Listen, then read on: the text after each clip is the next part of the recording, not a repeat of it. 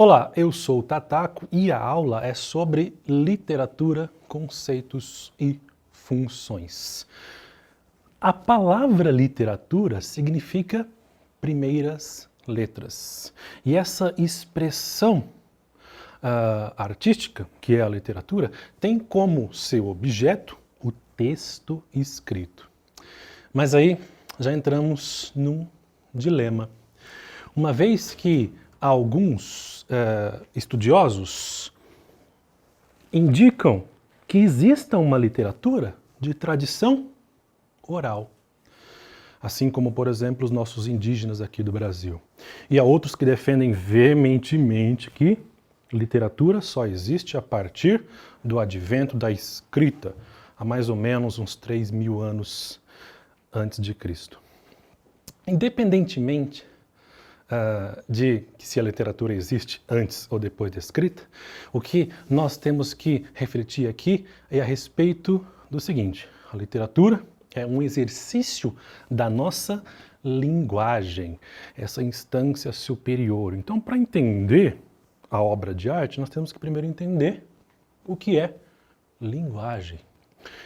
Vamos fazer o seguinte exercício. Imaginemos que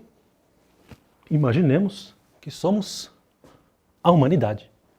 E num dado momento da nossa história, fomos dotados da capacidade de falar, da capacidade de linguagem.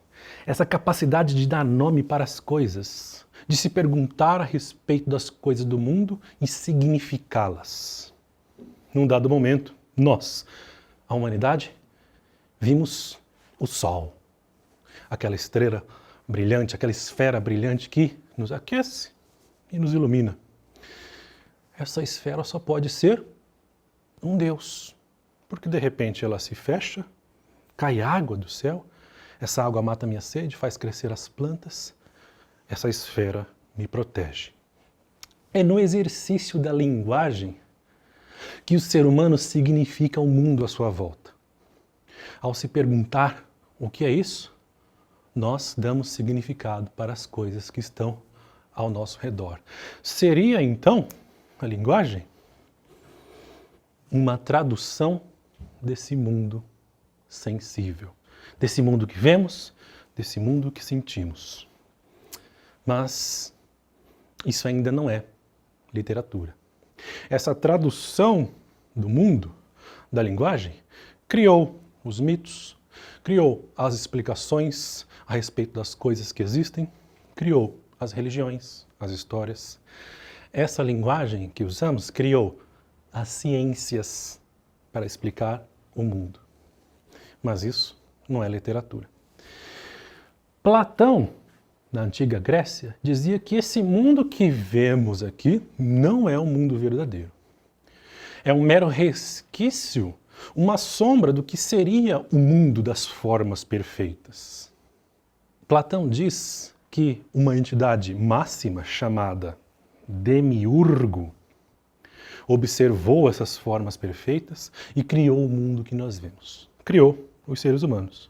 Nós, seres humanos, que traduzimos o mundo na nossa perspectiva de linguagem.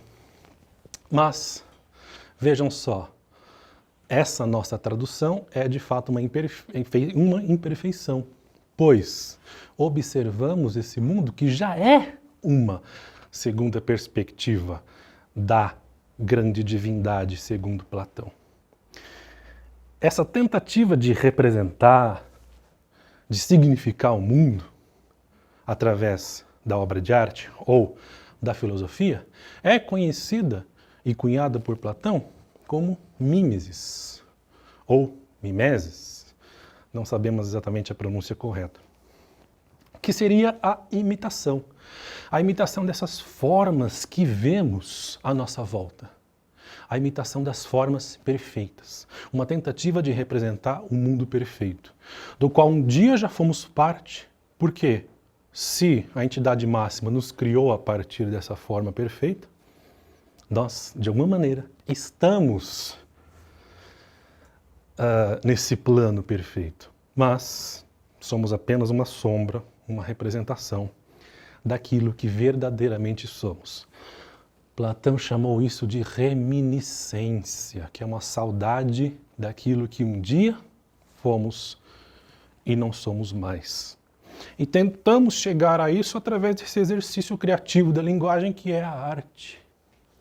Porque a linguagem comum do cotidiano não dá conta disso. Não dá conta dessa transcendência que, segundo o aluno de Platão, Aristóteles, diz que a arte ela é o único caminho possível para que a gente consiga arranhar esse plano ideal e seguirmos galgando degrau por degrau até chegarmos próximos dessa perfeição que nunca alcançaríamos. Seria essa, então, a função da arte no período clássico. Essa condição de poder exercer a minha atividade criativa e imitar a criação divina. Isso nos aproximaria da verdadeira forma, das verdadeiras formas pensadas ali, pensadas ali por meio dessa entidade máxima, né, chamada por Platão de demiurgo. Então teria essa função da arte clássica transcender, essa função de transcendência, que é o que defende Aristóteles. Mas e a arte moderna? Né? O que seria, né, a figura do artista? O que seria a obra de arte? Não difere tanto. A obra de arte ressignifica o mundo. O artista é esse indivíduo que está suspenso da sociedade da linguagem comum. É um cara diferentão, que nem esse aqui que vocês estão vendo. O artista, ele elabora uma linguagem que nos captura do mundo comum e nos leva para um outro patamar. Essa é a função da arte. Há quem diz que a arte não tem função nenhuma, mas o que importa a gente concluir aqui é o seguinte: o que a arte causa em nós.